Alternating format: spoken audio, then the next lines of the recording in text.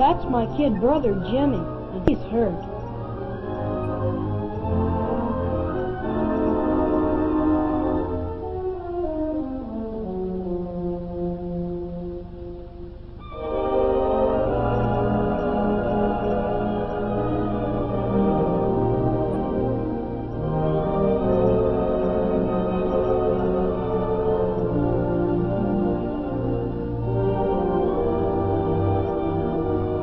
The police told me that Jimmy'd come barreling down the side street with hands on the handlebars.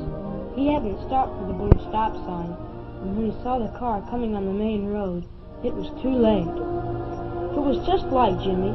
I remember once I'd reminded him always to obey all traffic signals and signs, and Jimmy'd said, "Oh, traffic signs, they're for cars." Why did Jimmy always have to stunt and show off? Why didn't he follow the rules? Something was wrong. Well, I was his big brother. I wanted to try to find out. Perhaps I could help him.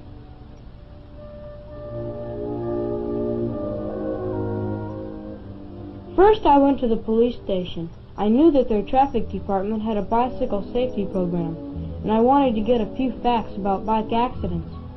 One of the officers told me that their reports had shown 1 out of every 4 bike accidents involves a bicycle that is mechanically defective. 1 out of every 3 bicycle accidents involve an automobile. But 2 out of every 3 bike riders injured or killed in a collision have violated a traffic law or safety rule.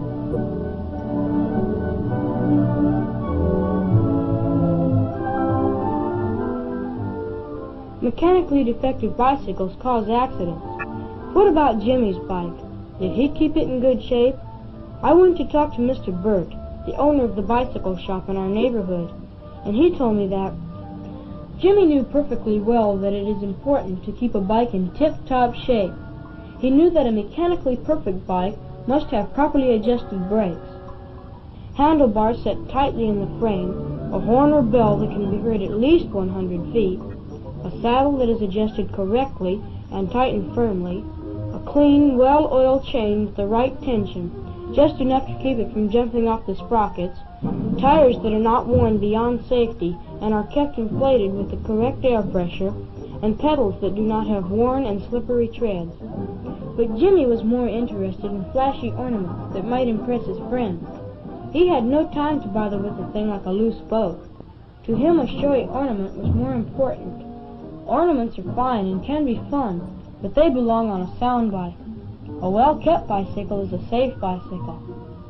Some of Jimmy's schoolmates told me how Jimmy once almost got hurt because of his clowning and showing off on his bicycle.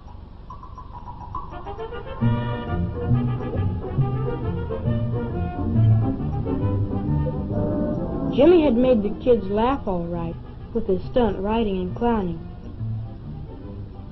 He wanted to draw attention to himself, and he foolishly thought this childish showing off was the way to do it.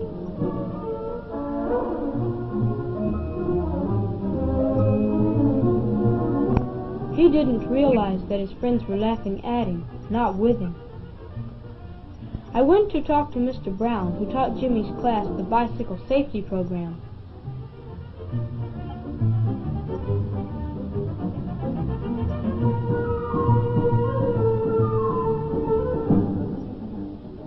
He told me that Jimmy was a good bike rider, one of the best in his class.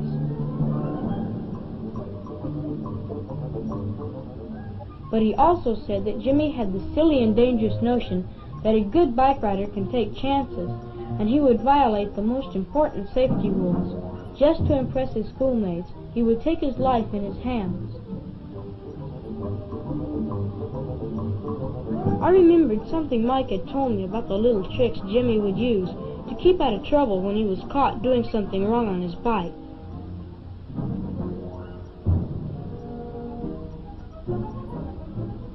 Once when he was stopped by a police officer, he acted extra polite and sorry and said, "Yes, sir," all the time, while the police officer told him that it is against the law to ride 2 on a bike, and that a bicycle rider must ride on the right side of the street, just like a car. Little Mike from down the street hero-worshipped Jimmy. He thought Jimmy could ride a bike faster and better than anyone. It must have been important for Jimmy to be admired, even by little Mike, but it was a serious mistake to try to win this admiration by reckless and illegal bike riding.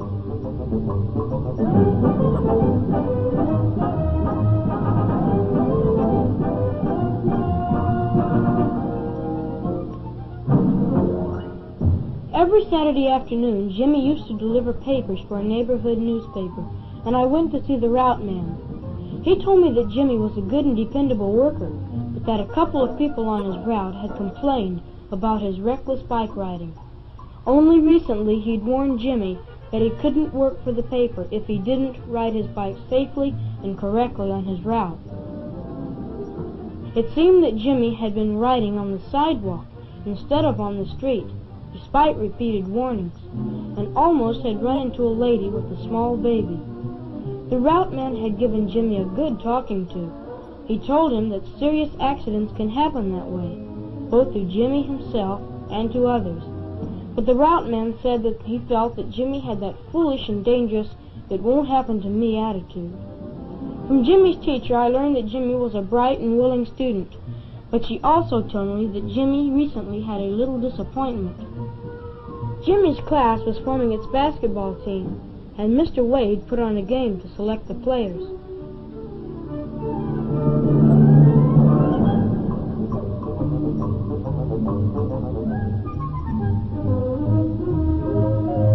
Jimmy had his heart set on getting on the team, and he was bitterly disappointed when he was not chosen.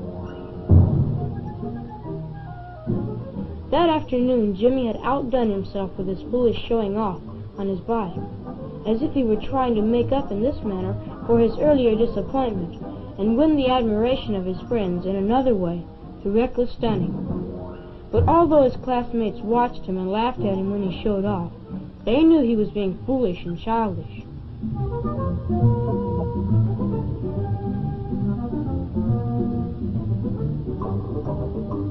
And it was that same afternoon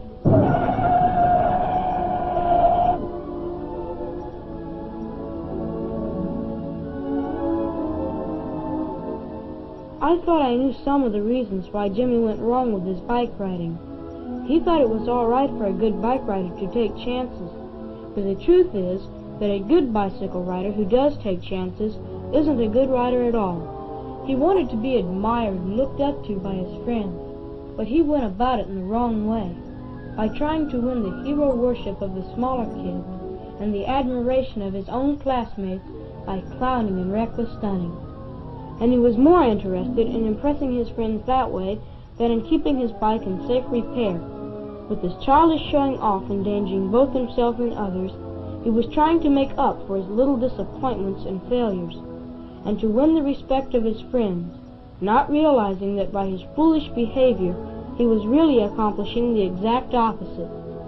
I had a long talk with my brother. After I told Jimmy what his teachers and friends had said, he realized how dumb he had been.